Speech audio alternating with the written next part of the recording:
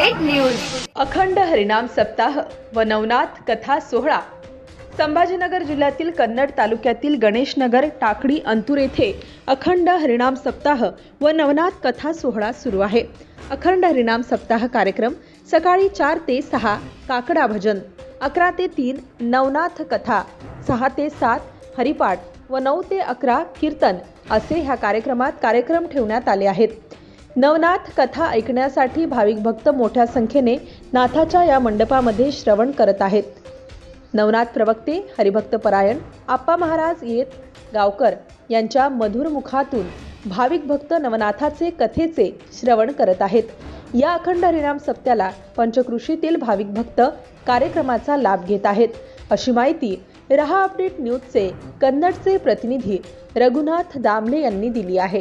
दर्शन घेऊन म्हणतात बद्री केदारला जाऊ, तिथे विश्वेश्वराचं दर्शन घेऊ आणि मग आपण एखादा गुरु शोधू आणि त्याच्याकडे गुरुमंत्र विद्या शिकायची आहे आपल्याला। तुम्हाला खरं सांगू, बद्री केदारला घेऊन गेल्यानंतर तिथं आदिनाथांचं दर्शन घेतलं। आदिनाथांचं दर्शन झाल्यानंतर प्रगट झाले मच्छिंद्र दत्त। त्या ठिकाणी बळे बाबा मच्छिंद्रनाथ प्रगट झाले, त्या ठिकाणी दत्तात्रय प्रगट झाले। नवे नवे तू काय सांगतो चरपटीनाथांना, लक्ष देऊन ऐका। तो सांगतो की हे जे आहेत ना, हे यती म्हणजे बाबा मच्छिंद्रनाथ आहे, त्यांच्या पाया पड। हे मग त्यांच्याही पाया पडले चरपटीनाथ।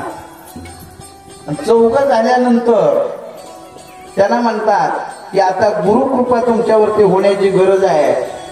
त्यावेळी चरपटीनाथ म्हणतात हे सगळं तुम्हीच केले, तुमच्यापेक्षा श्रेष्ठ गुरु दुसरा कुठला शोधायचा।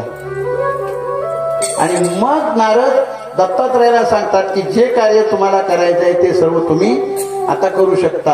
आणि मग मच्छिंद्रनाथांच्या प्रमाणे, जालिंदरनाथांच्या प्रमाणे, भर्तरीनाथ, रेवणनाथ, नागनाथांच्या प्रमाणे आणि चरपटी तीर्थयात्रा करायला जातात।